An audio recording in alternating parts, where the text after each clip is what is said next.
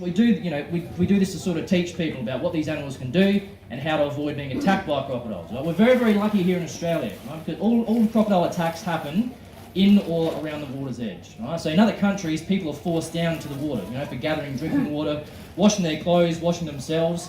Here in Australia, we're not really forced to do those things. If we go down to the water, we're choosing to do it. Right? So if you don't want to be attacked by a crocodile here in Australia, just stay back from the water's edge. That's all you have to do. But we are going to demonstrate what these things can do.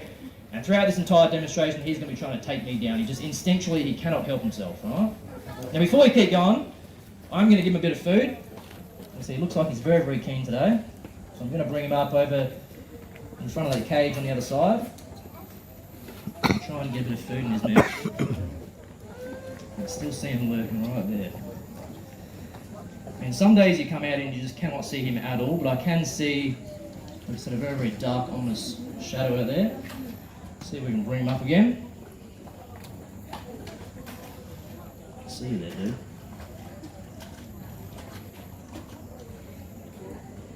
Coming over.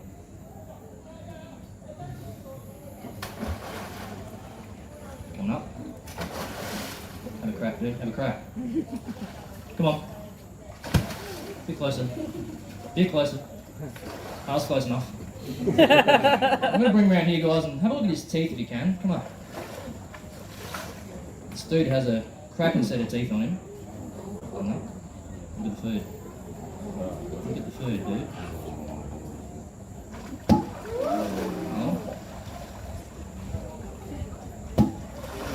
This one's all yours, up here. Round of applause there, guys. Nailed that. Now that is why he's a show crocodile. It's not just any croc you can, put in an enclosure like this and expect to do a show. There's a lot going on. A lot of noise, a lot of distractions, but he is not fussed by any of that at all. Already he's back in here trying to kill me. He's already heading back over here, so he just cannot help himself. And like I said, we do these demonstrations to really try and educate people on what these animals can do, but how to avoid being attacked by them. Right? So, very, very cool animals. Now, as I said at the start of the show, he's about 2 to 250 kilos. He's a decent sized animal. He's still below average for a male saltwater crocodile. They average about 4 to 5 meters long. Right? And the biggest one ever recorded was only back in 2011, back over in the Philippines. Right? So a lot of people believe that saltwater crocodiles are just found here in Australia. Not the case. They've got a huge distribution all the way from northern Australia through to southern India. Right? So this crocodile back in 2011, his name was Lolong. Right? He got brought into captivity, and unfortunately he passed away pretty soon afterwards, but they were able to accurately measure him and weigh him. Right? Lolong was 6 meters and 17 centimeters, and he weighed 1,075 kilos. It was almost 1.1 ton. Largest reptile ever recorded on the planet. Now, if you're not from around here, you might speak to some of the locals, especially the fishermen, and they might tell you about, 8, 9, 10 meter crocodiles. None of those have been scientifically proven. You know what has been proven? Is that people lie. Especially us men when it comes to the size of things. So don't listen to any of the locals. They've got no idea what they're talking about. Right? The largest crocodile ever proven using science was Lolong. He was over 6 meters and he weighed over a ton. Right? That is a huge animal. I'm sure there are bigger ones out there, but none have been proven using science. And what I mean by that is you can't go off of photos or skulls or eyewitness accounts. You have to have the animal there that you can get accurate measurements on it. Right? So as far as saltwater crocodiles go, he's on the smaller side. But because of that, he's a bit more dangerous because he's quicker. Right? We got bigger crocodiles here, but as they get bigger, they tend to slow down a little bit, right? Especially when you get them to come out and have a crash on the land. Gravity takes over pretty quickly. But he's definitely still big enough to kill me, no doubt about it, but he's quicker as well because he's on that slightly smaller side compared to some of the other crocodiles around here. Now, what you're seeing right here is the typical crocodile ambush attack. Right? What he's doing right there is called the minimum exposure position. So he's popping up about 2% of his entire body mass, his eyes, his ears, and his nose, and he's checking out what's going on. Right? So when they pop up like that, their ray sensors are amazing above the water. Right? So their eyesight is excellent, both day and night. They've got binocular vision like we do. They're very, very good at judging distances, and they know how long it's going to take them to sort of get to where they're trying to get to, like try and take down a prey item. They have about a 260-degree field of vision as well. They can see just behind them without having to move their heads. Right? So eyesight above the water is excellent. Right? Their hearing is very good as well. So they have better positional hearing than what we have. So they are better at locating where a sound is coming from, better than what you or I could do. Right? So excellent hearing is excellent as well. And their sense of smell is also very, very good. Right? They've got a long nasal passage full of chemoreceptors. It's believed they can smell a rotting carcass from hundreds of meters away, if not further, with the wind in their direction. Right? So when they pop up like this, guys, those senses are amazing. He's checking out exactly what's going on. Right? When they duck under like that, though, those senses pretty much go out the window. Right? So he's an air breather. He cannot smell underwater. His hearing is going to be muffled. So when they duck under, they actually close up their ear flaps. They don't want water getting in their ears. So when they duck under, their hearing is going to be muffled. And when it comes to their eyesight underwater, they do have what's called a nictitating membrane. It's a third eyelid that comes across. So when they duck under like that, those ear flaps close up and it triggers this third eyelid to come across. Right? Now, some people like to refer to this as a pair of goggles, but we kind of dispute that here because if goggles improve your vision, this membrane just protects their eyes. It stops dirt and silt getting in there. His vision is going to be no better than ours in murky conditions like this. Right? So when he goes under, those three main senses are pretty much out the window. Right? What he has evolved, though, is a sense of touch that we don't have. So on every scale of his body, he has a little pressure receptor. They're called ISOs. Right? Now, these are hypersensitive to vibrations and pressure changes in the water. So when he ducks under like that, those three main senses may go out the window, but he can pick up on my vibrations. So crocodile does not have to be visual to locate you. That's what makes him so dangerous. A lot of people think that I'll see a crocodile before it gets me. Not the case. He can track me down throughout the show without having to show himself. He can pick up my vibrations. You'll see it throughout the show. If I start putting off vibrations, you'll see him start to sort of move around and try and get as close to where that's coming from as he can. It's very, very sneaky stuff, and he'll be doing it throughout the show. He's going to pop up, have a look, zero out. Look at this, guys. He's already moving around. So you can feel these vibrations, right? So hypersensitive, and they're going to lock onto that. So I'm going to move over here. It's creeping me out. But that's pretty much how your typical crocodile attack sort of begins, right? So let's say you're up here at a river in far north Queensland, and Hagrid's cousin is hanging out on the other side underneath some overhanging branches. Right? He's doing that minimum exposure position. He's checking out what's going on. If he sees, an opportunity at the water's edge, he's going to duck on under and he's going to start heading into where he last saw that. He might pop up again halfway out there just to have another look, make sure it's still there. He's going to duck on under and get in as close as he can without giving his position away. He doesn't want, the prey item to see him, so he's going to try and stay hidden as long as he can and get as close as he can. And then when he's close enough, that's when he's going to launch his attack. Now what these things do is they just flick that huge, powerful tail. They come launching out the water. The jaws are wide open. They suck their eyeballs into their skulls, right? They want to protect their eyes, so they're coming out blind, right? Jaws are wide open, they're going to sweep them from side to side. As soon as those jaws make contact with something, they bite down with the hardest bite of any animal that's been recorded on the planet, right? So to give you an idea of how hard these things are biting down, we bite down at about 90 to 100 PSI, or pounds per square inch, right? Big adult male crocodiles over 5 meters have been consistently recorded biting between 4 to 5,000 PSI. We bite at 100, okay? So they're biting harder than your big cats like your lions and your tigers.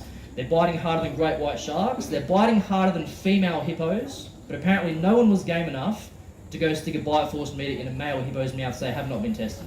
But out of what has been tested, these things are biting down the hardest. So they come out blind.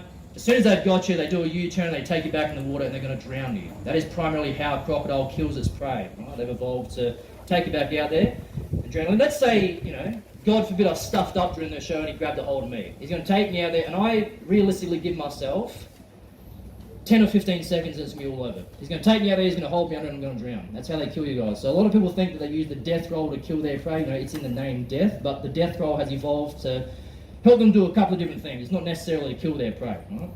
So I'm just going to demonstrate this ambush attack though, guys. Like I said, he's looking very, very keen today. So he's in position. So this is the tool of the trade here when you're working with crocodiles. It's called a bait rope.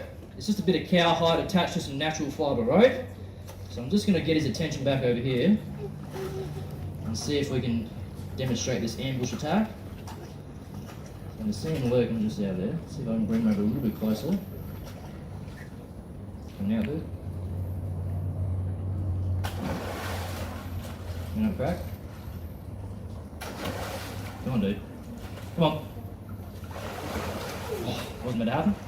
Oh, once they get you though, guys, they're going to take you back in the water, and this is where they're going to try and drown you. Now, if I was to apply a bit of resistance, he's going to start head shaking or death rolling. Now, these are things that they've evolved to try and knock their prey off of balance. So let's say, there's a death roll there for you. Hey. So let's say over in Africa, a big Nile crocodile launches out and it grabs a wildebeest. Right, that wildebeest is going to dig its hooves in, and the crocodile is not going to win that tug of war. Right? So it's evolved a couple of ways try and knock the prey off. There's a slow-mo one there for you guys.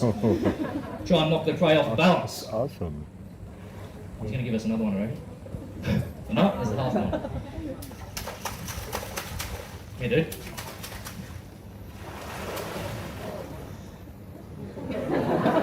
And this is the hard part about getting it back off them, guys, believe it or not. You know, it's not like a dog, you can't just make him drop it. It's not, he's meant to be an apex predator, but he's just embarrassing himself today. Me, dude. He's in a very, very rolling mood today.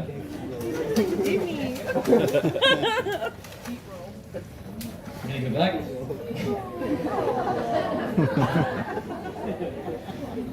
So yeah, so then, yeah, I'm ready. I'm gonna try and get this back off of him here, guys.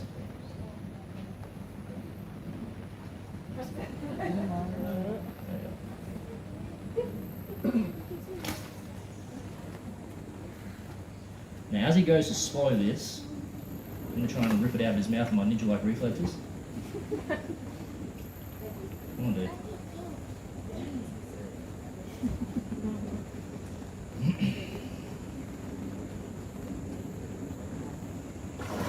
There's a head shake. Want a head shake? Ooh. Now he's getting fired up. Not at all. Very, very rolling mood today.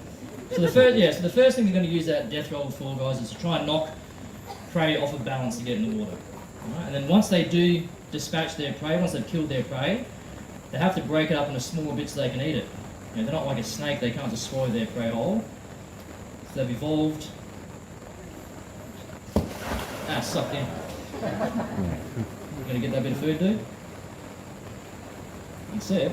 So they've evolved different ways to break up their prey. So the first one you might have seen a bit is the head shake. They lift their head up and they just shake their head from side to side. You know, bits go flying, they swallow what's in their jaws. And it really is just embarrassing himself today, aren't you, mate? There's going to be a good photo opportunity here in a second, guys. He's going to lift his head up to swallow that food. So as you know, you can see his teeth. They're not sharp like a shark's tooth. They haven't evolved for tearing up flesh. They're peg-like. They've evolved for that gripping. So once they've killed their prey, they've got to break up into smaller pieces they can eat it. One's the head shake, and one is a death roll, which you just saw. So crocodile will drown you first before breaking up into smaller bits. It's a pretty rough thing, but this is what they've evolved to do, and they do it very, very well. All right. Now, as I said at the start of the show, you know, you be very, very careful around crocodiles, and it's very easy to avoid being attacked by crocodiles here in Australia.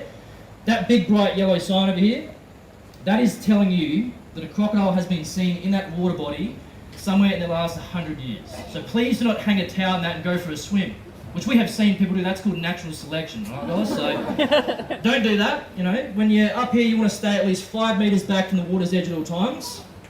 And if you're camping, we recommend 50 meters away from the high tide line. What I mean by that is some people set up camp up here and they don't realise we have some insane tides, and you just wake up and your camp's underwater. So you've got to figure out where that high tide line is, and 50 metres back from that. Right? If you do those things, there's a good chance you'll never, ever, ever have an issue with a crocodile. Right? So very, very easy to avoid here in Australia. But as I also did briefly mention, they're one of the most dangerous animals on the planet. They estimate that crocodiles kill between 700 to 1,000 people every single year around the world on average. Right? In Australia, we're very lucky. We might average one a year. You know, one crocodile-related death. Some years it's more, some years it's less, but that is the average. So, and again, it comes down to us being fortunate enough that we're not really forced to go down to where these animals are. I just want to quickly demonstrate as well how deep this water is. Right, he's creeping around throughout this demonstration. Like I said, he's almost a 250 kilo animal, and the water is only that deep. Whoa. Right, that's what I'm talking about. Like, people think you'll see them, but you won't. You know, we see people that, out fishing, in knee-deep water. They don't understand how good these things are at getting in nice and close. So, but that's kind of what you're in for, guys. Now, we do tell attack stories here, to educate people. Tell you sort of what you're in for, and again, how to avoid being attacked by crocodiles. So this story happened a few years ago now up in Cape York. There was a family camping up there. Right? Now, they were doing pretty much everything right. They were camping away from the high tide line, but they'd been fishing throughout the day, and they decided to keep some fish scraps to use as crab bait the next morning. Right? The only mistake they made is they pulled the boat into camp, and they left the fish scraps up in the boat to use the next day. Right? So in the middle of the night, A crocodile bigger than Hagrid presumably could smell these fish scraps, and he strolled into the camp looking for them. But he couldn't find them because they were up in the boat. What he did find, though, was the next best thing. A little old lady sleeping in a one-person tent with the door wide open. This crocodile strolled up, grabbed her and the tent, and proceeded to walk back to the water with her. Whoa. Apparently this caused her some distress. She started freaking out and woke up one of the blokes who was camping there with her. Right? Now, this bloke was a young local Aussie. He got up in the middle of the night. He was in his undies. Right? He had no idea what was going on. He woke up. He saw what was going on. He didn't think twice about it. He dove on this crocodile. He drove his thumbs into its eyes. The crocodile let her go, spun around, bit him on the arm, broke his arm. But then it retreated back to the water. He saved her life. He's a hero, no doubt about it. Right? There is a bit of a sick and twisted ending, though. A couple of weeks later, these two were getting interviewed. It's a massive crocodile survival story. The news wanted to hear all about it. Now, throughout the interview, this lady was looking happy as Larry. She could not be happier. She was standing there with the bloke who saved her life, massive smile on her face. Whereas he, on the other hand, he looked a bit disappointed with himself. Throughout the entire interview, he was standing there, arms crossed. And that is when they revealed that this dude was a young local Aussie. He got up in the middle of the night, right, in his undies, risked his own life to successfully save his mother-in-law. That is what we call a missed opportunity, right? Sometimes it's better to let nature take its course. I was asleep last night, I didn't hear a single thing. I didn't know. Right? But that is kind of what you're in for, right? So you want to, again, avoid a few things that be croc-wise up here in croc country. But it does bring me to a good question. Does anyone here have any tips, suggestions, or tricks on what you should do if a crocodile's got you? Crocodile grabs you, gets in the water. How are you making that thing let you go? What do you reckon? Don't smile. Don't smile? No, you won't be smiling for very long anyway. So, so the eye gouge is a good one. Look, that's a story where it's worked. We've heard of stories where it hasn't worked, so it does kind of even out our feelings a little bit. What else do you reckon? Crocodile's got you, what do you do? Nothing. Go for the eyes, yeah, eye gouge is a good one. Anything else? Nothing. So a few ones we get are, the eye gouge, and go for the nostrils. Like the nasal disc at the end is a soft spot, so you can go for that. But pretty much do whatever you can. Right? There's no silver bullet. There's nothing I can tell you that is going to 100% save your life if you're grabbed by a crocodile. Right? That's a harsh reality. If most people who've been grabbed by crocodiles, his size and larger, are no longer with us. That's the harsh reality, guys. You don't want to be attacked by a crocodile. But if you do get grabbed by one, do whatever you can to make that thing let you go. Don't stuff around. Some people say play dead. You'll not be playing for very long. Right? So go for the eyes, go for the nose. Some people think about just punching in the head. You got to understand, his skull is like concrete. If you punch him in the head, you're going to break your hand. So you want to go for the soft spots, like the eyes, the nose. But do whatever you can. Right? Now there is a theory. Crocodile's got you, takes you back out in the water. What you want to do is you want to remain calm. Right? Just chill out. You get your spare limb, you put that inside the crocodile's mouth. At the back of their throat, they have what's called a palatal valve. Now, when they're underwater, this valve closes up and it stops water getting into their lungs. So the theory is you stick your arm down there, you open up the valve, it floods him full of water, he lets you go. Right? I want to stress that is a theory. Right? Never been tested, but give it a go. Right? Do whatever you can to try and save your life, guys. Because if you don't, these things will not hesitate to kill you in nature. Right? So, all right. What about crocodile lunges out, starts chasing you? What's the best way to run away from a crocodile? What do you reckon? Zigzag. Yeah, zigzags one we get quite a bit. Anything else? Climb up a tree. Yeah, another one we get. So, climbing up a tree is a good short case scenario, right? You got to understand this animal can go 6 to 12 months without eating, so you might be up that tree for a while, right? But climb up a tree if you can. So the common ones we get are zigzags and circles. Now we want to put these ones to rest, okay? So zigzags are apparently taught over in the States on golf courses. You can have a crack there. Are taught over in the States on golf courses, and this is meant to confuse the alligators, all right? Now, again, the alligator's going to cut straight through the middle, so zigzag's going to slow you down, you're going to look like an idiot. If you're going to die with dignity, okay, guys? No zigzags. And circles, right? Some people say circles. You're going to get a rude shock halfway through your first circle, okay, guys? So, no zigzags, no circles. What's the fastest way from point A to point B? In a straight line. Run as fast as you can, and you'll be able to outrun a crocodile any day of the week. Alright, guys? So, and that's what you got to do. But, again, it's not a common thing that happens. Crocodiles aren't out there just chasing people down. They're going to do that initial lunge, they're going to do a couple of body lengths after you, and then gravity's going to take over pretty quickly. They've got big bodies, 4 little T-Rex arms, they haven't evolved with chasing prey down on land, thank God for us. So, but yeah guys, so run away, straight and fast. and you'll never have an issue with it. And again, you know, just stay away from the water's edge, you'll never have an issue in the first place. Now, very, very shortly, I'm going to get him to chase me out the gate. I'm going to try and get a bit of food in his mouth. You guys will go nuts, he'll be sick. But any questions before we sort of wrap this thing up? Anything at all you guys want to know about Hagrid or my poor life decisions being out here? Anything at all? Any hands I'm missing? Nothing? No questions? Nothing you guys want to know at all? You just want to see me feed this thing, do you? Do you get paid enough? Do I get paid enough? I've got to be careful. The boss is here, so be careful. But, mate, you know, it's a zookeeper's wage, so, you know, it's all right. I've had other jobs where I've been paid more, but I've never enjoyed a job more than this. There is something wrong with me because I enjoy getting chased by him. Right? The fact that he wants to kill and eat me, I like that. Right? I don't know, there's something wrong with me, but I enjoy, it's an adrenaline rush. But I do, the main thing is educating people. I love, you know, trying to change people's minds on crocodiles and snakes and reptiles because they are very, very misunderstood animals. Like this thing here is dangerous, but he's not necessarily, he's not being, you know, it's not a personal attack. He's just very opportunistic. If you get too close to water, he's going to attack you. He's not going to feel bad about it later on. He doesn't think like that. Right? Their brain structures are very different to ours. They're very, very instinctual animals. They lack a lot of the parts of the brain that we have. Right? So, to give you like a real idea of what I'm talking about, the average adult human brain is about 1.3 kilos. The average adult saltwater crocodile brain is about 15 grams. There's not a whole lot going on in there compared to us. Right? I mean, they're very instinctual, they're very good at what they do, but they don't think or feel like we do. As much as some people like to believe that, they just don't. Their brain structures are very, very different than ours. So, yeah. Any other questions at all? Anything you guys want to know while we're here? I said, if I can't see a hand, just yell out. Nothing? Just want to see me try and feed this thing? Oh, hell yeah, let's do that. Now this part here is all about getting him in position. So Hagrid's been doing this show for, you know, like a decade now. We pretty much do the same thing every day, so he's sort of figured out what the goal is. So he's not tame or trained, but he is conditioned. Right? So he's learnt certain things. He's learnt that if I do this, I'm going to get a feed. So this part's all about getting in the right position. So I can see him lurking just out there. I'm going to try and bring him over here. Once he knows the drill, he should start heading over here in a second. And there we go.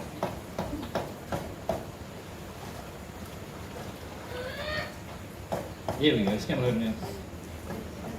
So he's getting in real nice and close. Before I do this, I do just want to make sure that he is there. Yes, you are. Alright, go down.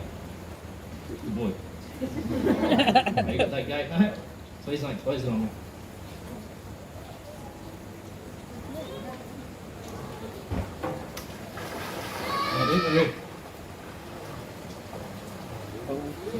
Ready?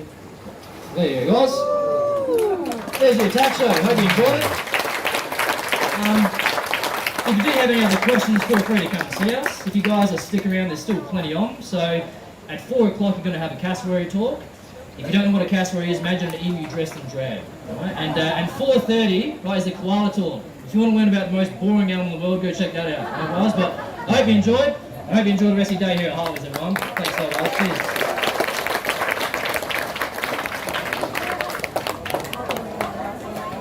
Cheers. Are we gonna do the cassowary too? It's up to you I'll guys. follow you guys. How are you feeling? I'm easy, but that was sick. I don't mind. Yeah. Anything. I'm keen for anything. What's the cassowary? Cassowaries are a very old school bird, and they can kill you by cutting you with their claw. Dangerous. Desembalio. Most dangerous